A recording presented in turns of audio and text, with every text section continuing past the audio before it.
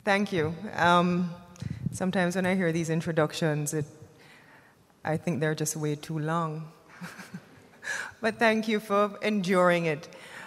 Before I start, I wanted to just say that I think she would have been genius if she broke it down with the thing on top of her head. And I was waiting for her to get to that point, but she did well. And I enjoyed everything that the cultural presentation had to offer, including the singing earlier. NCU is not somewhere that is unfamiliar territory for me. I've seemed to come here quite a bit, and it really feels good to always come back to the NCU campus and certainly be a part of the NCU family. So thank you once again for not only hosting UNESCO, but certainly making all of us from the Ministry of Youth and Culture feel very welcome this morning. Let me say a very special good afternoon to Dr. Boafo, Mr. Hanna, our representative from St. Kitts, who I understand is doing some tremendous work down there, Mr. Antonia Maynard, and a lady who seems to have been spearheading and keeping the torch alive with UNESCO clubs, Miss Audrey. And certainly all of you who are here this afternoon from Mr. Mitsuya, I hope I got that correct, and certainly the head of student services, who plays a very, very important role at NCU. And let me welcome the NYS, who is here, and I know our acting director, Ms. Simone Parkin, is here, and Mr. Johnson is here as our parish manager, and so many other key persons from schools, universities, and not only high schools, but other places who are curious about UNESCO. I'm not going to give you a speech, because I think after everyone that has come before me, I think you have a basic idea about why you're here. So what I would prefer to do is give you a little glimpse into the possibilities of UNESCO. And I wanted to just tell you some of my own stories about working within the United Nations family and why it perhaps is most important right now to be a part of UNESCO clubs right here in Jamaica. When I was in high school, which was not that long ago, I got involved in many, many different activities. I was involved in Jamal, I was a TV presenter, I was a black belt instructor. I did a number of things that I thought could assist not only my high school, but assist communities. And I got involved with UNICEF at the time because UNICEF was doing some very critical work with children. That's what they do. But they were spearheading something called the Convention on the Rights of the Child. And I wanted to learn more about that. And I thought it was important for me to get information about it, not for self-interest, but because it was something I thought that would change the way we see children in Jamaica.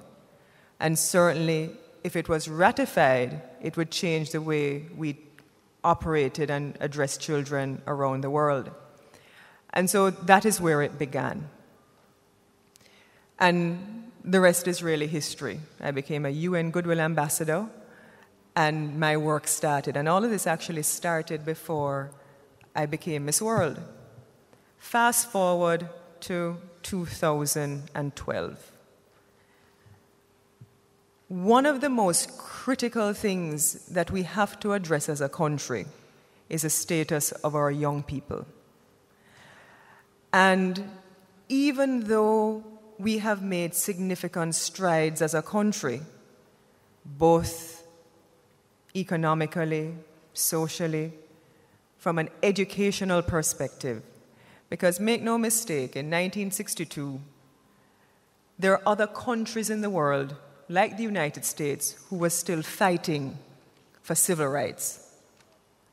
We sometimes take for granted how far we have come as a country in 50 years, both in terms of being a mature democracy and having opportunities to own land, go to school, and do a number of things. And I know there are other hardships out there, but trust me, when you do the historical research, Jamaica as a brand in the world and a place to live is among the best that people want to be a part of. But we have some challenges. And I want to put on the table today that some of our major challenges have to do with how our young people see their positioning and their role in this country. And because of that, I think all of us are witnessing a revolution with our young people that on one hand is very good because they're exposed to education, they have opportunities, but there's on another side where this revolution can take them off the deep edge.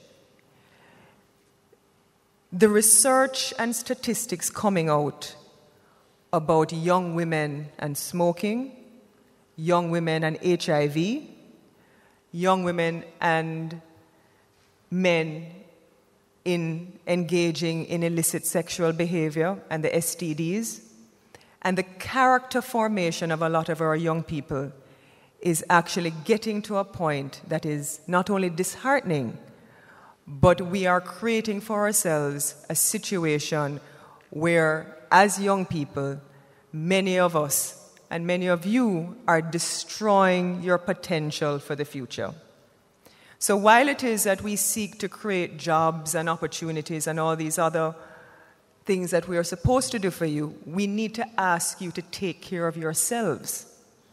Because in a lot of ways, we have to get you on a mission and get all of the 15 to 24 and other young people under 30 on a mission to make this country productive for the next 10, 15, 20 years and beyond. So why is UNESCO so critical to that vision? Well, UNESCO does a number of things. It helps to spearhead cultural projects, scientific projects, educational projects. And while you might see it only as a club, what you're doing is positioning yourself locally, regionally, and internationally. And you're able to create for yourselves opportunities that expand way beyond Jamaica while operating in Jamaica.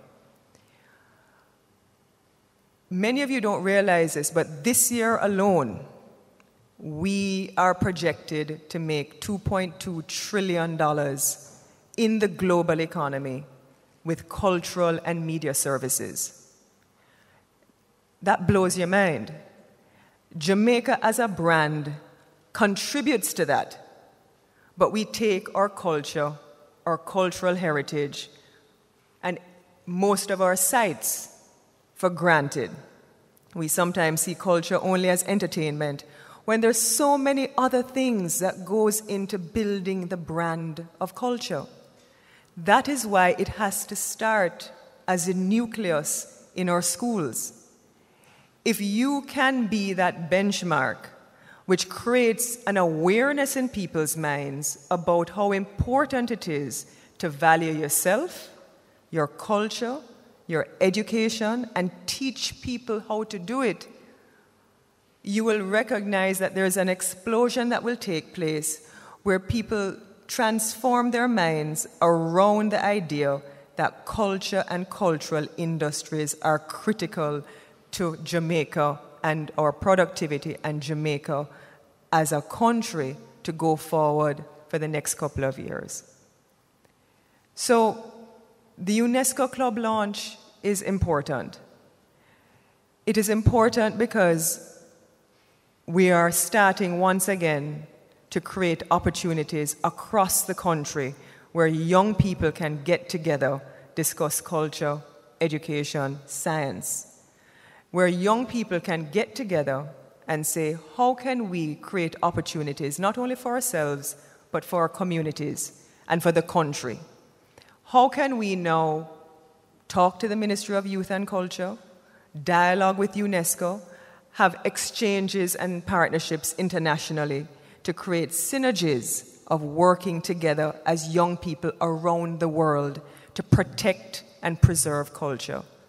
Right now, we are looking at opportunities in the ministry for underwater explorations, even off the Pedro banks. There are a number of things that we're looking at which have to do with culture. All of these things are under UNESCO treaty, some of them, and are protected by UNESCO treaties. And these are some of the things that you would be interested to even learn about, which the UNESCO clubs will teach you. There's also money that can be granted for projects to explore cultural sites, archaeological sites, and really create opportunities for, if you're interested in that area, to go out.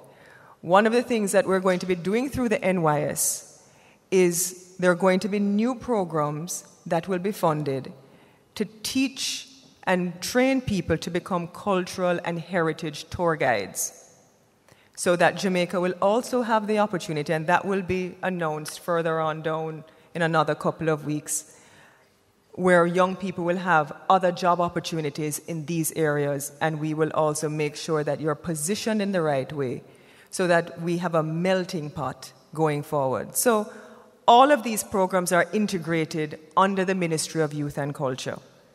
UNESCO clubs, NYS, JCDCs coming on board to train people in events management and coordination, which all have to do with culture.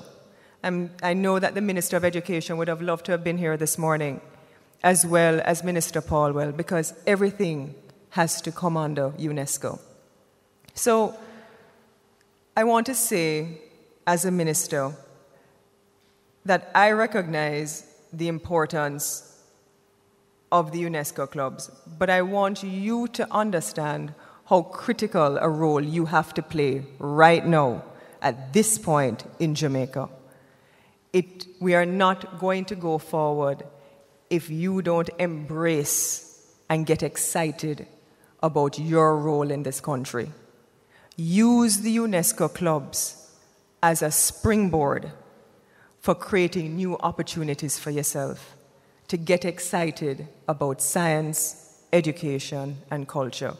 And I say all the time, the Ministry of Youth and Culture is your playground. It is your ministry. Feel free to come in at any time, any hour of the day and ask questions.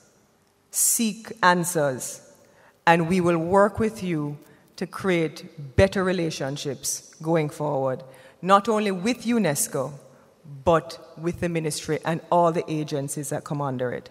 So I want to congratulate you for coming here this morning, all of you. I know it's been a long morning of talking, so I think the time has come now where we can launch, so you can get better understandings about what UNESCO can do for you and what you can do for UNESCO. So thank you all for coming, and have a good day.